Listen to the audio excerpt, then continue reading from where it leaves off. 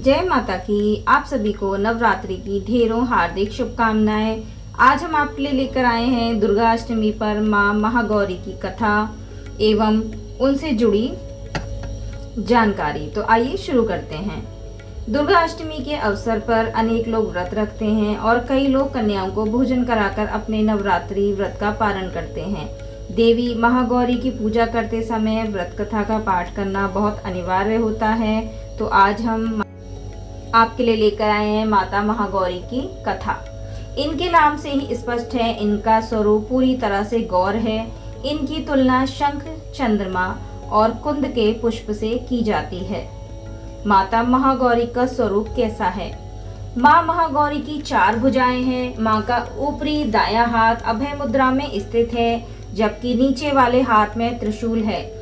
ऊपर वाले बाएं हाथ में डमरू है और नीचे वाला बायां हाथ वर मुद्रा में है। माँ की मुद्रा अत्यंत शांत है। माँ भगवान शिव को अपने पति के रूप में प्राप्त करने के लिए कठोर तपस्या कर रही थीं, जिसके परिणाम स्वरूप उनका शरीर तपस्या के कारण काला पड़ गया था। इसके बाद माँ ने अपने काले रंग को गौर वर्ण में परिवर्तित करने के लिए पुनः तपस्या की। माँ की तपस्या से प्रसन्न होकर भगवान शिव ने उनके रंग को कांतिमय बना दिया, जिससे माँ का रूप फिर से गौर हो गया। इसी कारण से माँ के इस स्वरूप को महागौरी कहा जाता है। आइए जानते हैं माँ की 8वीं नवरात्रि पर माँ महागौरी का पूजन कैसे करें। माँ महागौरी के पूजन के लिए प्रातःकाल जल्दी उठकर व्रत और पूजा का संकल्प लें। घर के किसी स्वच्छ स्थान पर पूजा के लिए एक चौकी स्थापित करें। इस चौकी पर देवी महागौरी की तस्वीर रखें। चित्र के समक्ष शुद्ध घी का दीपक प्रज्वलित करें और देवी को कुमकुम से तिलक करें। देवी के चित्र पर फूलों की माला अर्पित करें। इसके पश्चात अबीर, गुलाल, हल्दी, मेहंदी, चावल आदि सामग्री को क्रमशः चढ़ाते रहें। देवी महागौरी को नारियल या उससे निर्मित मिठाई का भोग अर्पित करना बहुत ही शुभ माना जाता है।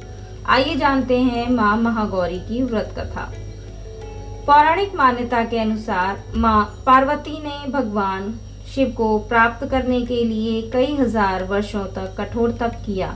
इस तप के दौरान उन्होंने जल और अन्न का सेवन नहीं किया, जिसके कारण उनका शरीर काला हो गया।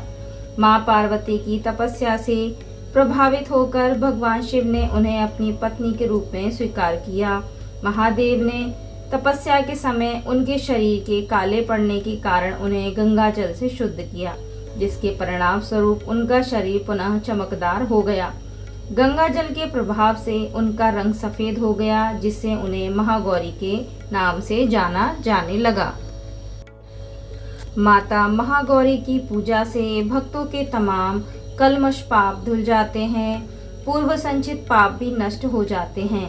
महागौरी कल्याणकारी हैं। इनकी कृपा से अलौकिक सिद्धियां भी प्राप्त होती हैं। आगे जानते हैं माँ महागौरी का प्रिय पुष्प। माँ का प्रिय पुष्प रात की रानी है। माँ का राहु ग्रह पर आधिपत्य माना गया है। यही कारण है कि राहु दोष से मुक्ति के लिए माँ महागौरी की पूजा की जाती है। माँ महागौरी का प्रिय भोग क्या है?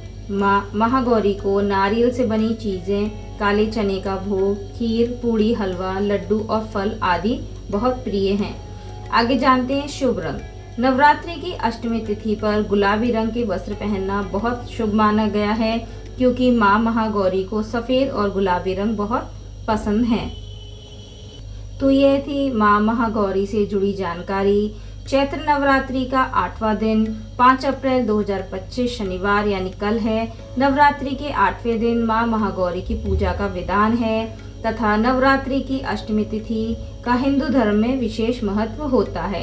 इस दिन लोग हवन करने के साथ ही कन्या पूजन भी करते हैं। तो ये कथा आपको कैसी लगी, ये जानकारी आपको कैसी लगी? यदि पसंद आई हो तो अपने फैमिली फ्रेंड्स के साथ ज़रूर शेयर करें और हाँ, हमें सब्सक्राइब करना ना भूलें। माता आप सभी पर, आपके सभी परिवारजनों पर हमेशा कृपा बरसाती रहे। मैं मिलती हूँ आपको अगली वीडियो में। तब तक के लिए जय माता दी। राधे राधे।